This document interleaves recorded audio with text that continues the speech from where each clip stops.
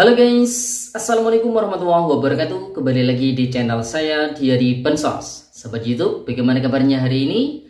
Semoga sahabat YouTube semua dalam keadaan sehat, tambah rezekinya, dan tentunya semakin sukses.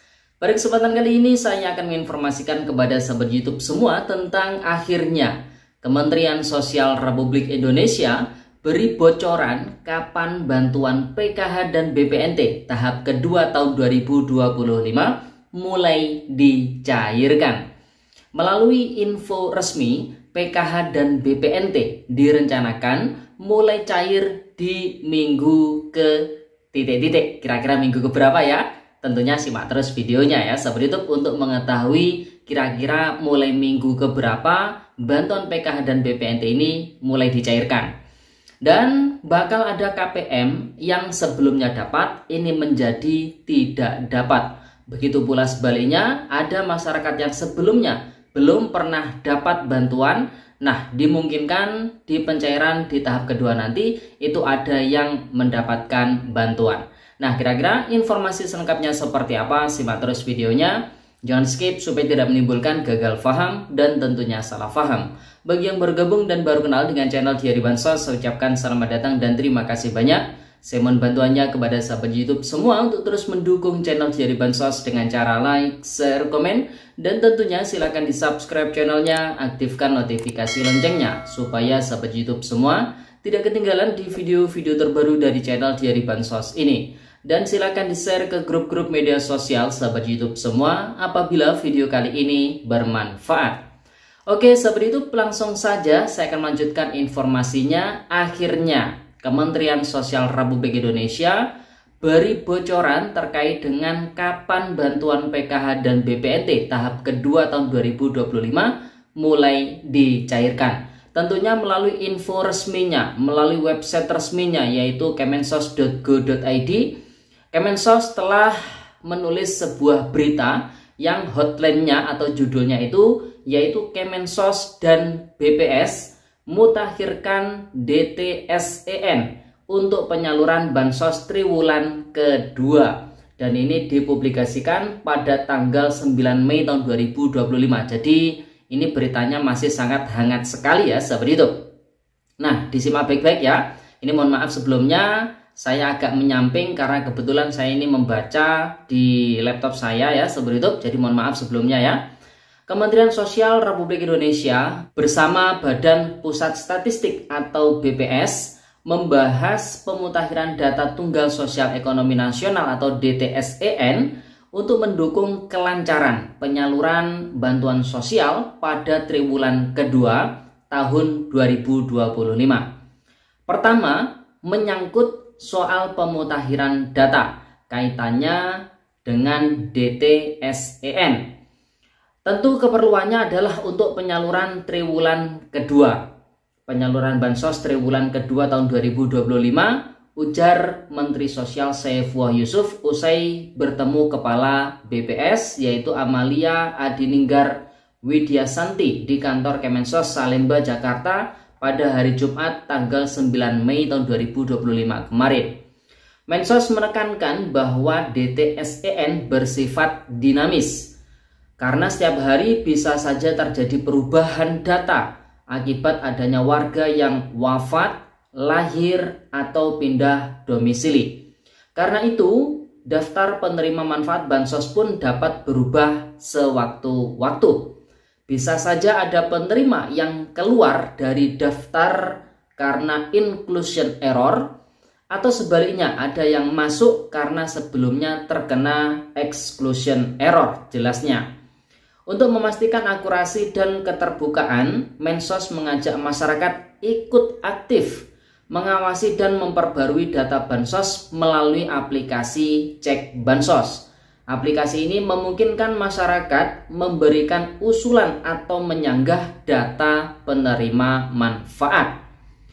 Siapapun bisa menyampaikan usulan atau sanggahan melalui aplikasi. Nanti data tersebut akan difinalisasi oleh BPS, kata dia. Terkait jadwal penyaluran bansos triwulan kedua, nah ini yang ditunggu-tunggu oleh para KPM ya, seperti itu. terkait jadwal penyaluran bansos triwulan kedua, yaitu PKH dan juga BPNT tahap kedua, direncanakan mulai pada minggu ketiga bulan Mei tahun 2025 ini. Ini rencananya akan dimulai yaitu di minggu ketiga di bulan Mei tahun 2025 ini. Ini rencananya ya, seperti itu. Kita doakan semoga lancar, rencananya memang jadi kenyataan ya, seperti itu. Dengan menggunakan data terbaru yang telah diverifikasi dan dimutakhirkan.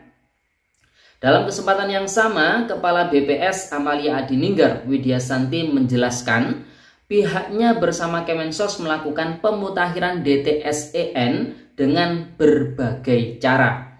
Salah satunya yaitu ground checking atau pengecekan langsung di lapangan melalui pendamping PKH yang telah dilakukan di beberapa waktu yang lalu.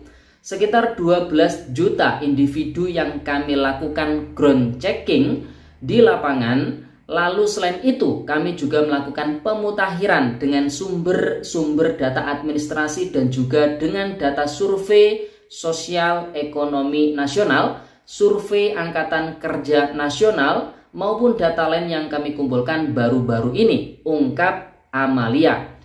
Amalia menyampaikan pihaknya bakal melakukan rekonsiliasi dengan Dinas Dukcapil terkait data-data tersebut, sehingga informasi yang tercantum dalam DTSEN ini lebih akurat dan menjadi referensi tunggal untuk program-program perlindungan sosial maupun pemberdayaan sesuai arahan Presiden Prabowo Subianto.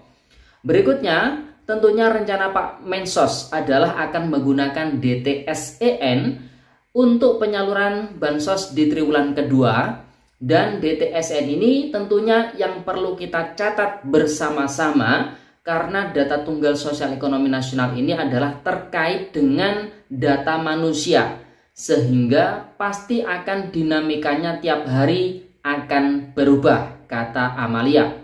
Amalia menegaskan pihaknya siap mendukung dan bekerja sama dengan Kementerian Sosial Republik Indonesia dalam pemutakhiran DTSEN secara berkala. Rencananya dilakukan per 3 bulan sekali.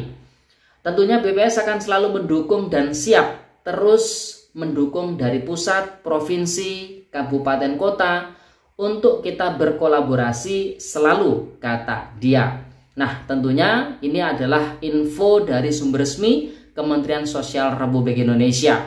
Pemutakhiran DTSEN telah selesai dan saat ini pihak BPS tentunya sedang melakukan rekonsiliasi dengan pihak Dukcapil terkait dengan data-data tersebut. Ketika nanti sudah siap datanya, rencananya mulai minggu ketiga ya, bulan Mei tahun 2025 ini, bantuan sosial tahap kedua atau triwulan kedua, baik PKH maupun BPNT akan mulai disalurkan. Jadi buat para KPM, ini perbanyak berdoa saja.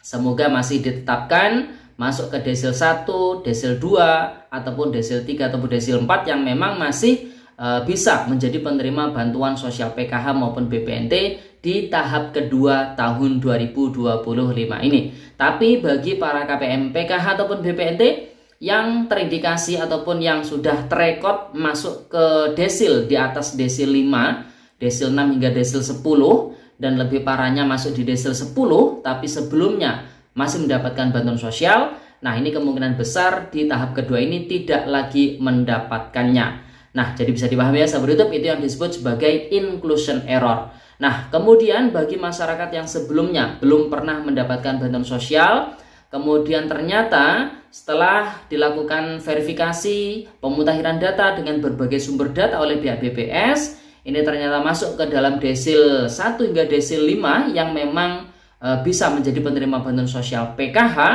Nah, yang sebelumnya belum pernah mendapatkan bantuan sosial, nah kemungkinan besar ini nanti akan mendapatkan bantuan sosial PKH ataupun BPNT di tahap kedua. Itu yang disebut sebagai exclusion error ya, seperti itu. Jadi bisa dipahami ya, seperti itu. Nah, jadi itu informasi yang bisa kita sampaikan pada kesempatan kali ini.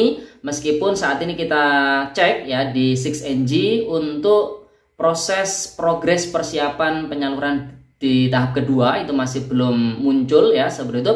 kemungkinan besar nanti prosesnya akan dipercepat ketika sudah muncul di 6NG. Mungkin saja progresnya ini sudah masuk ke tahapan verifikasi cek rekening atau SPM ataupun bahkan langsung SI ya seperti itu, sehingga untuk progres tahapan awal seperti penentuan KPM, evaluasi komponen, final closing mungkin tidak terekod ya seperti itu. Tapi itu masih kemungkinan saja. Bisa juga terekod tapi waktunya dipercepat ataupun waktunya singkat ya seperti itu. Jadi buat para KPM ditunggu saja, perbanyak berdoa, semoga masih ada rezeki di pencairan kali ini ya. Nah, namun bagi para KPM yang sudah tidak mendapatkan bantuan sosial lagi di tahap kedua ini, maka bisa disimpulkan para KPM tersebut sudah sejahtera. Artinya secara ekonomi itu lebih mapan dibanding masyarakat yang nantinya di tahap kedua itu mendapatkan bantuan sosial. Oke sahabat YouTube, jadi itu informasi yang bisa kita sampaikan pada kesempatan kali ini. Semoga videonya bermanfaat. Dan sampai jumpa di video dari Bansos terbaru berikutnya. Sekian, terima kasih. Salam PKH. Wassalamualaikum warahmatullahi wabarakatuh.